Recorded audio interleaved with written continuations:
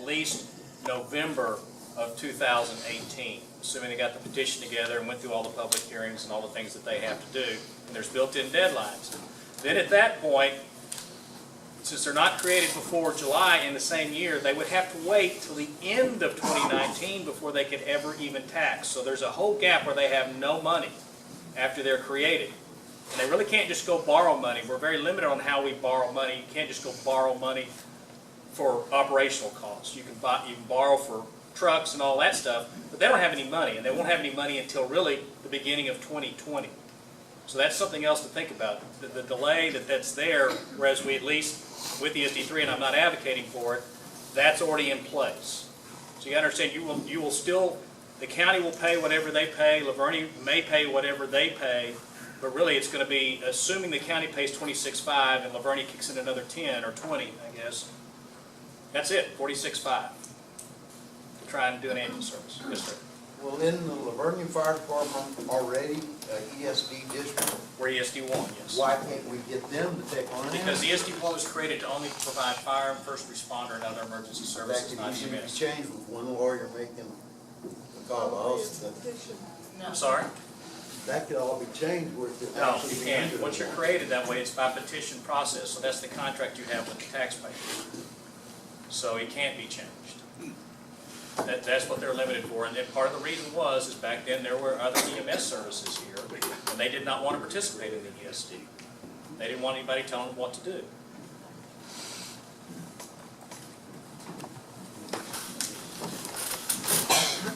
I'm not going to harp on this very, very long, okay, but throwing out the facts there, what we do know, the $82,000 fine will bring the EMS to the state. They are on probation suspension at this time, which is set to expire at the end of 2019, I believe. Multiple complaints filed with the state. They'll file any required documents of the Wilson County that are outlined within their contract. And again, I'm not going to read it, but this is the letter that was provided for the termination of contract. So some commonly asked questions. Will there be Lavergne representation on the board? And the answer to that is, as I've already said in the slide, is yes. Ultimately, it's up to the county commissioners. They're the ones that appoint the commissioners to sit on the board.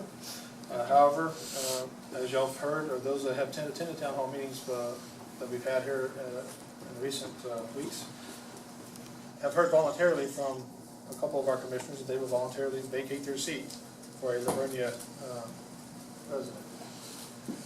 What will be the tax rate? Well, again, this is a fluid situation. If we move forward tonight with ordering an election, then we will move forward with trying to get some more realistic numbers to be able to give that. We can't give an official number, but as you see in the plans there, on year 2 or 3, I believe it was, it bumps down to 7 cents. It can be a little lower. I don't know.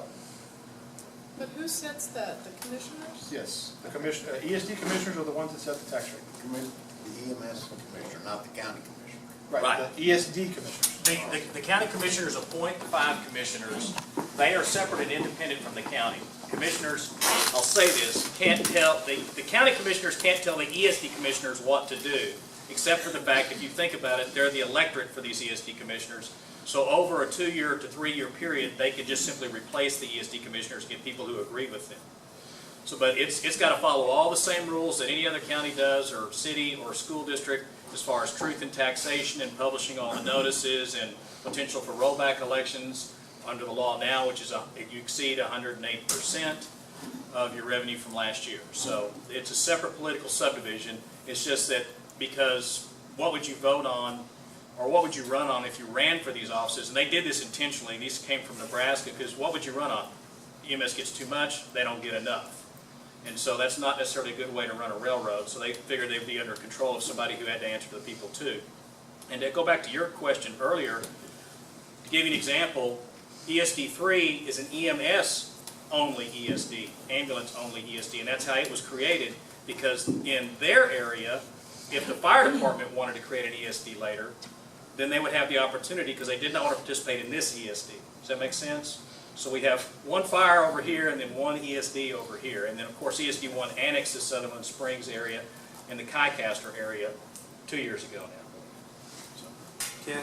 Yes, sir. Is there an exception to the rollback rule when you're doing an expansion like we're talking about? The rollback does not apply in this case. Because Right. what they do, and it doesn't figure into your effective tax rate or your rollback rate, because what they do is they certainly put on there, and think about it this way.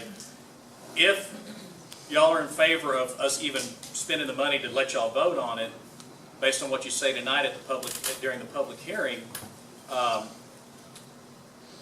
the property that's annexed over there on that map will not go on our tax rolls until January 1st, 2019. And that's one of the reasons why we won't be getting any money in 2018. That we won't be setting the tax rate and starting to collect taxes, and the tax bills don't go out until October of 2019, and the money doesn't come in until 2020. Okay. Right, so another commonly asked question, does District 3 need this annexation? And the answer to that is no. Okay, District 3 does not need this annexation. The district was petitioned to annex this area, and that's what we're entertaining here tonight. Okay, we're putting out the facts, and it's up to you guys to essentially let us know, hey, take this to election. But otherwise, no, we do not need this annexation. District 3 is here today, it'll be here tomorrow, it'll be here 5 years from now, it'll be here until forever. It's not going anywhere. Will there be paramedics? And the answer to that is yes. From year 1 forward, just as it is now, there will be a paramedic on each one of those ambulances. So year 1, 2 paramedics, 1 on each ambulance. Year 2, we bump it up to 3 ambulances, there'll be a paramedic on each of those ambulances. Will Livonia money stay in Livonia? Well, basically what happens is instead of it being 284 square miles, as the district currently is right now, it would become 284 plus the 65 of it is up there on the map. So basically it's going to be one big district. And so that money would be used for the entire district. Now then, as I mentioned earlier, and as we all know, the population tends to be more along the 775, 34, 32 area back towards Livonia. So as I've already said, in the plans, there's 2 ambulances that's going to be going to the Livonia area. So staffing alone for that is $550,000 just for those 2 ambulances. Okay, so the biggest part of the money is going back to Livonia and staying in Livonia.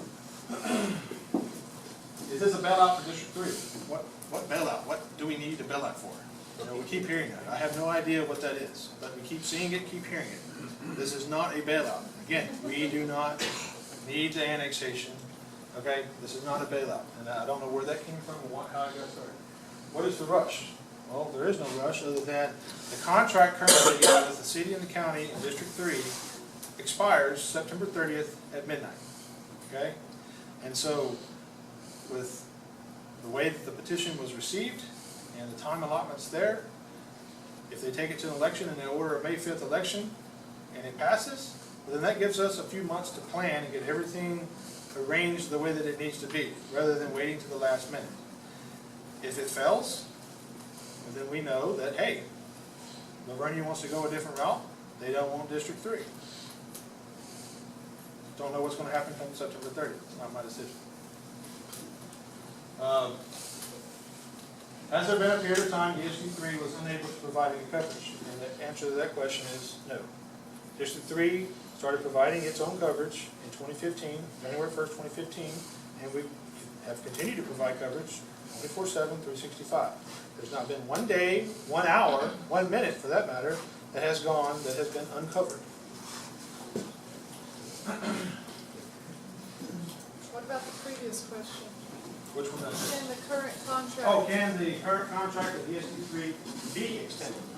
Well, I mean, I don't know. I don't have an answer to that question. But here is my opinion. Okay, and Ken, I mean, if you can chime in on Well, this one, I mean, that's really, sorry. I'll bail him out. That's up to the county.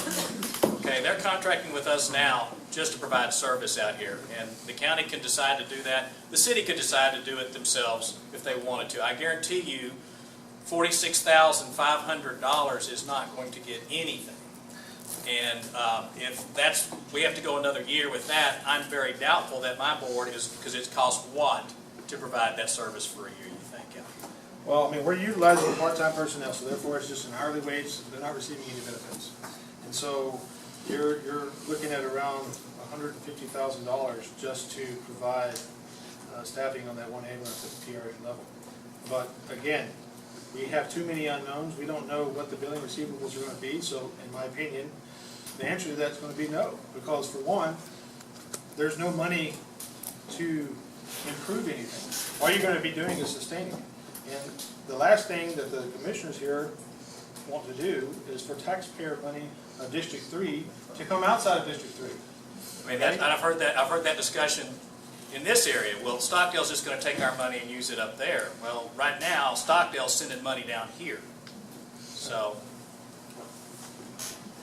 and the county doesn't just pay money or pay for services in one part of the county. If they tax the county, they tax the whole county, and they provide services to the whole county. There's not areas here that don't have a sheriff's deputy. You may not have as many as you like, but there's not anybody that doesn't have a sheriff's deputy. And I want to correct Ken on one thing. Okay. There has not been any District 3 money that has been, Oh, that's right. that has gone to the Livonia area. We're trying to make We're it still off just that 46 plus the bill. Plus the building, that is correct. And, well, for one, District 3 taxpayers pay into District 3. That's maybe where we're going with this if it passes, but we're not there yet. So, and to answer a little further into that question, can we extend the contract? Again, it's up to these guys, it's up to the county and the city, but I don't see it, but that's just my opinion. What happened to all of the EMS and paramedics that were with the Livonia? They've been absorbed by people, or? We have not been, no one has contacted us with Livonia EMS. My major concern is, you have 3 ambulances. The newest one ain't new. I work with trucks every day of the week. They're expensive. That district right there, Livonia, is triple population-wise, people-wise, possibilities of a call over the rest of your area. And we're gonna have 1 ambulance over here, 2 in a year. Well, you have access to 3, but yes, the ambulance that's over there now, I mean, obviously, we still The got. Stockdale ambulance would go over if that's Yes, necessary. that's And I exactly think what's you had happening only right one now. ambulance that was mainly I mean, BLS, not ALS before. Right now, as it stands, you have access to 3 ambulances. Yes, you have one that's stationed over there, just like Stockdale has one that's stationed over there. But if something was to happen and it was a big event, guess what? You have access to 3 ambulances. My major concern, what if we have another Sunday morning like we just had a while back? I believe there were 14 ambulances here. And that was just on time it took me to get. That was a countywide response. Yes, it was. That was a multi-county response. Yeah, 'cause I Yes, saw you're absolutely that. correct. It was a multi-county response. Those kinds of What situations, happens if you pick us up in Livonia, what hospital will we be taken to? Well, depending upon what you got going on, Part of the problem. you're having a heart attack, you're more likely going to be going to a cath lab. Where? You're going to be going to a facility that has a cath lab. So meaning you're going to go straight to the table. So I won't be going to the first aid station. If you're having a heart attack, no, we're going to take you where you need to go. And there's the mutual aid. Yes, and there's a mutual aid. Just like the Sunday incident, not to keep bringing that up, but yes, that's what mutual aid is for. And just like, let's say all 3 of those ambulances were out and we needed, which we have had, there was one day where every single ambulance in the county was out, okay? District 2 had to come over to Livonia for a call. Floresville had to come over to Livonia for a call. We had 3 ambulances that took calls between, I think there was 1 in Stockdale and 2 more that were in the Livonia area. But then while we had an ambulance that was in Floresville, we ended up running a call in Floresville. It was mutual aid responses amongst everybody. But that's just how we get it done. I've always thought it needed to be was a countywide deal. Well, it's not countywide, but we have mutual aids amongst everybody so where we all can make it happen. You know what I mean? If we need District 2, they come. If they need us, we will go. My biggest concern is I really find it hard to believe that y'all will be able to give it for the 2 years before the revenue comes in. Well, With the you're- equipment you have and with you're- the new population growth. We have 4 new subdivisions being built in the Laverne area. Well, this sort of goes back into that question that was just up there. Is there going to be room, is there going to be a large capital, a large amount of money there for capital investment? No, not there for that first year. That's what I'm saying. That first year, and of course, this is just my opinion, these guys are the ones that have to vote on those big decisions like that. But my opinion is that the ambulance that's in Livonia right now would probably be remounted, which means that box that's on that chassis will be placed on a new chassis. We can do that for about $60,000, okay? Whereas if you go buy a new one, it's gonna cost you around $160,000. And then in year 2, 3, so on and so forth. I mean, we have a replacement schedule, which means every 5 years the ambulance is remounted, and every 10 years it's replaced. And the proposed ESD4, and again, I'm not advocating one way or the other, but I think you need to understand, the proposed ESD4 will not be doing anything for 2 years or so. For 2 years. Until 2020. David, maybe I can answer this question. So right now, the way the system's working, with one ambulance in Stockdale, one in Livonia, and you also have ESD1 that is now equipped, all of their fire trucks, most of them have EMS personnel on them. They also go out now. That's never happened before. It's the chief that's been very active, Dr. Courier, ESD 3, ESD2 have all worked together so that now the fire trucks in ESD1 are all equipped to go out and start medical attention immediately, as where if a unit is still out but on its way back, you're already getting medical attention. All they're going to have to do is pick you up and transport you. And that's something new that had That not is ever something happened new here before. since the last 2 months. You know, So have you been, one other thing, you know, the city of San Antonio only runs about 30 to 40 ambulances a day. So, and they got 1 million something people in their town. So, you know, there's not ambulances, as many ambulances as there are fire trucks. but have you noticed, All 40 of them go by my office. but have y'all noticed, those who live in Livonia, have you noticed that you've been seeing a fire truck and an ambulance, you know, somewhere going? Well, that's because we have a FRO agreement with them, a first responder agreement with them. And it's not just someone with medical training. I mean, it could be an EMT all the way up to paramedic or even ECA that may be on that fire truck. They may be running ahead of that ambulance. They may be getting there at the same time as the ambulance. But the point is if the ambulance is coming back from the hospital, as Commissioner Salazar just said, you're going to have somebody that's going to show up at your door and start rendering care until the ambulance gets there. If there's a bad call that goes out and both the fire trucks and the ambulances are at the station, you're going to have lots of help that's going to show up to get you out of your house or do CPR or whatever the case may be.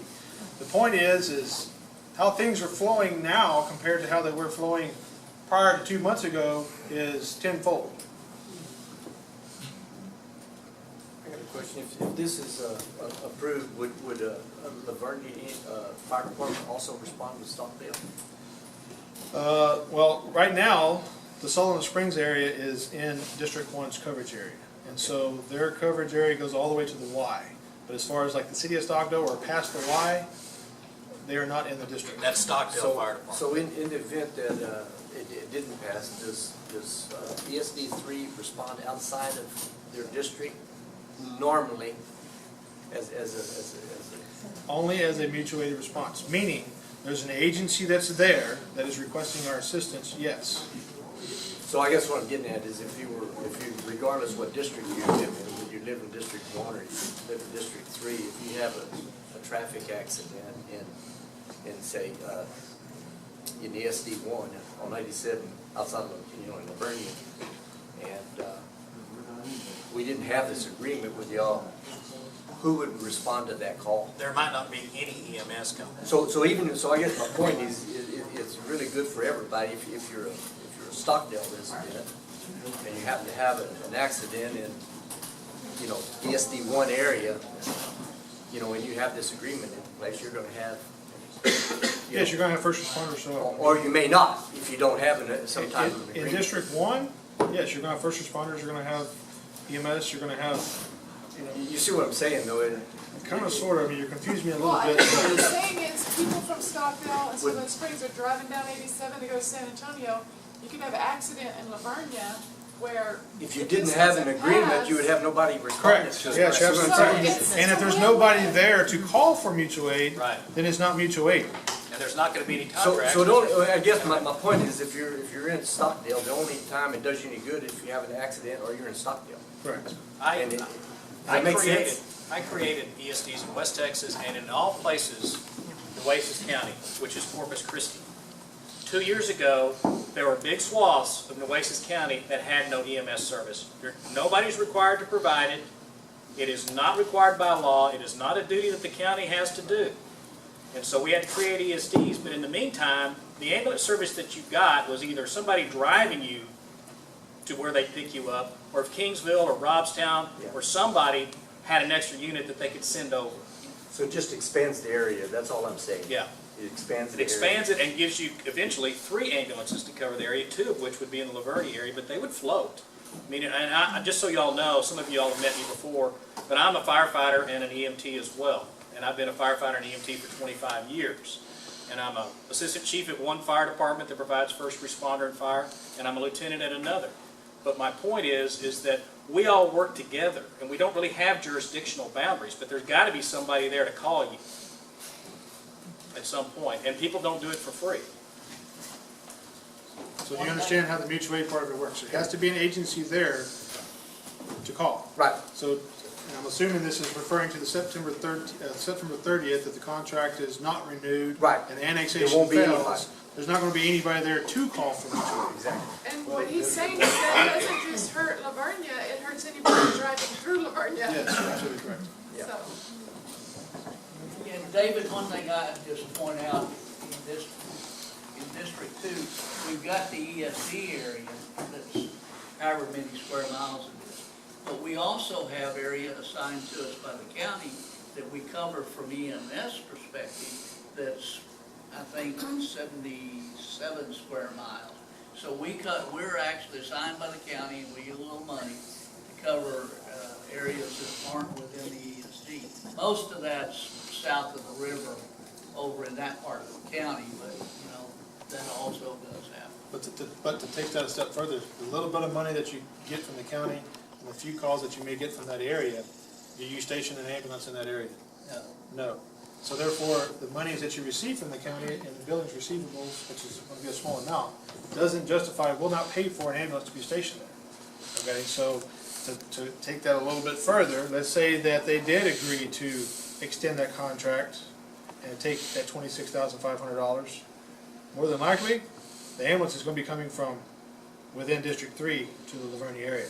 And again, that's my opinion, that is not the board's. We are building 2 more stations. That's long run, one now, one 4 or 5 years. Yeah, one other question, who do y'all, or where, if we end up with the helicopter site in Lavernia still available, or are they gonna have to land out on a highway like we're doing before? Well, we try not to call for a helicopter. If we do, then we land them wherever we need to. Plus, it costs you an enormous amount of money, The 2 months, of which your insurance will pay $1,000. Well, actually, there's a way around that now, but. Yeah, if you buy a membership and you get the right helicopter. If it's somebody else's helicopter, you're in the same well, boat. and that's what I was about to say, for this area, you have 2 air providers that come into this area, so. But you gotta have a place to land beside the highway, please. Well, again, we can land them, that's not an issue. We just don't like calling them.